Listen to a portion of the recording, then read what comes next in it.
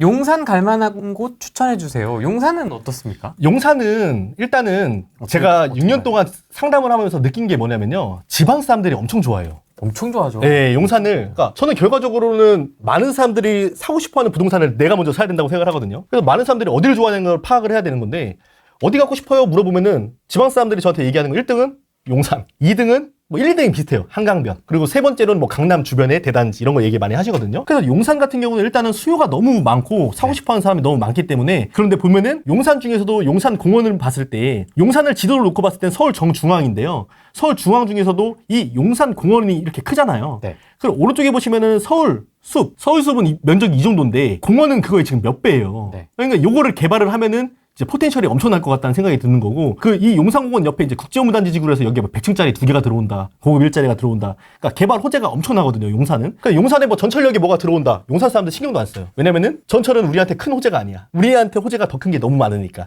용산은 이렇게 좋은 도시고 앞으로 좋아질 도시인데요. 지금 보시면 용산에서 어디 사야 되나요? 물어보면 당연히 오른쪽 아래에 한남이죠. 예. 하지만 이 한남 같은 경우는 가격이 투룸 빌라가 35억. 네이버 부동산 보시면 매물이 없다는 거. 근데 또 많은 사람들은 또 비난거려. 35억 누가 사냐 이러는데 35억짜리를 왜 사니까요? 아파트 되면 60억 하니까 그러니까 사는 거예요. 30억 사는 사람들이 바보가 아니에요, 여러분.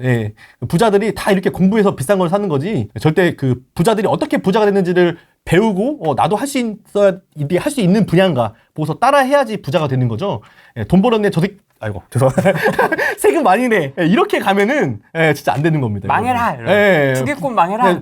본인도 부자가 되고 싶어서 이렇게 공부를 하는 건데 왜 부자를 그렇게 멸시하고 이렇게 질투하시면 안 되죠. 예. 그 외에 용산 재개발은 어떻습니까? 한남은 뭐 워낙 네. 상징적이고 대표적인 동네인 건 워낙 잘 알고 있는데 네. 동부이촌동 라인은 너무 재건축 라인이나 투자금 마찬가지로 비싸고요. 나머지 용산 재개발은 어떻습니까?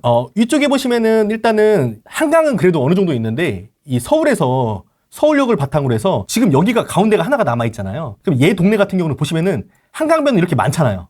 그 많다고 보시는데 그 기준점은 얘를 봤을 때 얘가 뭐냐면은 얘는 아래로 봤을 때는 남양으로서는 공원이고요. 오른쪽은 남산타워고요. 바로 위에는 서울역이에요. 서울역이 지금 제2의 코엑스 공사하고 있거든요. 아, 그래요? 네, 지금 공사 막 가면은 망치 두드리고 있습니다. 공사하고 있는데 여기 후암동 같은 경우는 삼면이 굉장히 희소해요. 공원 가깝죠. 남산타워 가깝죠. 뒤에는 제2의 코엑스를 공사 중인 서울역이 있죠. 노숙자도 가까워요. 아, 맞습니다. 그래서 이게 너무 가깝다 보니까 굉장히 희소 가치가 있는 땅인데 이렇게 서우암동, 노홍철도 이제 여기 투자해서 물건 갖고 있는데, 연예인들도 갖고 있고, 그 서우암동 있고 동우암동 있고, 이런 데들은 이제 투자금이 있는데 이 동우암동 같은 경우는 이제 남산의 고도 제한을 받다 보니까 높게 못 올려요. 그에 반면에 서후암동은 평지이면서 더 높게 올릴 수가 있어 사업성이 좋거든요. 물론 투자 금액은 좀 비쌉니다. 여기는 투자 금액이 한 9억, 10억 정도 있어야 되거든요. 9억, 10억이요? 네, 비싸죠. 용산 많이 비쌉니다. 그래서 비싸다고 하면은 이제 이런 데도 있다. 근데 아까 뭐 30억 얘기하다가 9억, 10억 가니까 좀 싸 보이잖아요. 한남은 지금 아까 30억 얘기했는데, 그죠? 9억, 10억 가는 거고. 그럼 왼쪽에 가시면 이제 청파 서계 있는데, 청파 서계동 같은 경우는 쪼개기가 너무 많이 돼 있어요. 그러니까 면적 대비 소유자들이 너무 많아요. 그러니까 단독주택이 어느 정도 섞여 있어야 되는데, 너무 쪼개기가 많다고 사업성이 떨어지거든요. 근데 투자금 자체는 뭐 3억대, 4억대, 5억대 이렇게 분포하고 있어요. 서계동, 청파동 같은 경우는 3, 4, 5억대로 보시면 수가 있고 하지만 쪼개기가 돼 있어 사업성이 좋지 않다.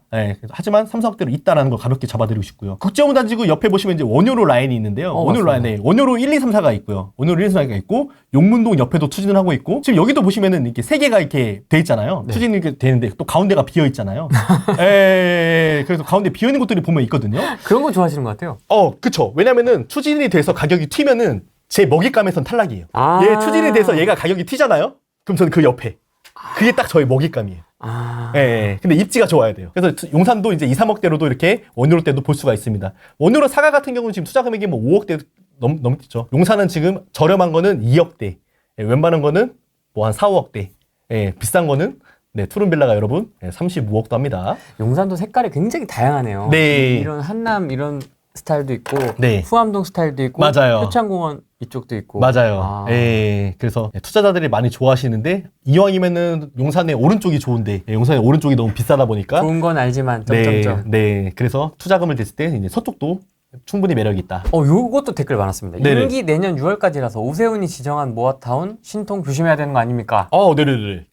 신통 그거예요. 서울 앞으로 프레임은 이제 또 대책이 나올 거잖아요.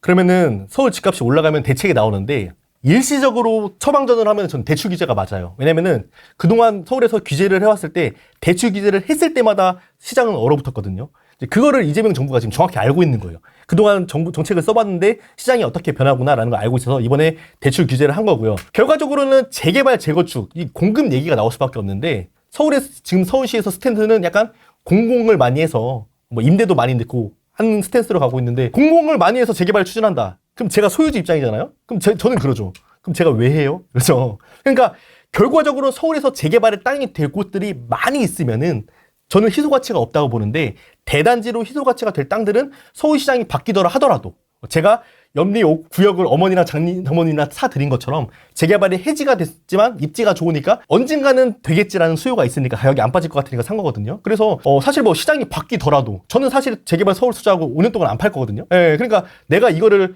샀다 팔다 정책에 따라서 왔다 갔다 하지 않아요. 저는 서울 정책이 나중에 언제 사야 될까? 많은 분들이 이렇게 하시고 뭐 내년에 떨어질까 이런 거 많이 공부하시잖아요. 프랭이 TV 나오면 많은 전문가들이 뭐 언제 떨어지고 뭐 이때 사야 됩니다. 근데 저는 그런 관점보다는 어떻게 돈을 모을까? 그래서 어디 투자할까? 저는 딱 이 두 가지 포인트가 저는 잡혀 있거든요. 그래서 정책이 뭐 말 그대로 오세훈 서울시장이 계속 될지 안 될지는 모르죠. 하지만 서울에 희소 가치가 있는 땅들은 누가 시장을 잡더라도 개발 압력이 있을 수밖에 없고 만약에 서울에서 재개발을 안 해준다? 그러면 공급을 어떻게 할 건데요? 지금 말로는 뭐 유유부주해가지고 뭐 한다고 하는데 그 면적 자체가 나홀로 아파트 누가 갖고 싶어 하냐고요. 많은 사람들이 갖고 싶어 하는 서울 중심부의 대단지 아파트를 갖고 싶어 하는 건데 그런 땅들을 해주려면 결과적으로는 서울에서 재개발 재건축을 완화할 수밖에 없어요. 아주 재개발을 싫어했던. 네. 그래서 잘못 투자했다가 괜히 네. 창신숭이처럼 네. 엉망이 될까봐. 네. 오랜 시간 동안. 네. 고 박원순 서울시장이 2011년도에 부임을 하면서 그때 당시에 공약이 딱 이거였어요. 서울 재개발 재건축 막겠다. 네. 그러니까 21년도에 재개발을 갖고 있던 사람들이 다 팔았어요. 그러니까 막 용산 재개발이고 뭐고 사람들이 다 던지니까 완전히 서울 재개발이 초토화가 됐었거든요. 2011년도에. 그렇다 보니까 결과적으로는 지금 이제 시간이 지났잖아요. 그러니까 재개발은 안 될 것처럼 됐다가 될 것처럼 됐다가 계속 왔다 갔다 해요. 아까 뭐 음마아파트, 잠실중앙 아파트 투자한 사람들이 과연 잘못된 투자냐라고 했던 것처럼 근데 결과적으로는 만약에 그때 팔지 않고 그때 뭐 용산에 1,000만 원, 2,000만 원 갭으로 샀다고 하면은 지금 돈이 얼마냐는 거죠. 그러니까 서울 재개발 시장은 될 것처럼 안 될 것처럼 계속 왔다 갔다 하는데요. 결과적으로 제가 주목하고 싶은 포인트는 결과적으로 서울 주요 입지의 재개발은 언젠가는 안 될 것처럼 되더라도 언젠가는 되겠지 하는 수요가 있다 보니까 가격 자체가 그렇게 안 빠진다. 예, 그거를 제가 등기부 등본으로 다 증명을 하고 있잖아요. 예, 그래서 될 것처럼 안 될 것처럼 계속 왔다 갔다 하는 겁니다. 그래서 재개발 투자를 하실 때 나는 아파트를 무조건 받아야겠어. 아파트에서 살고 싶고 그래서 내가 초기 재개발을 투자한다? 이거는 잘못된 생각이에요.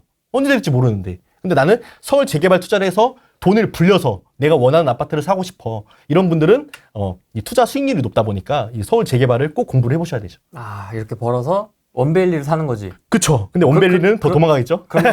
하지만 느낌으로. 원벨리는 못 사겠지만 또 그 옆에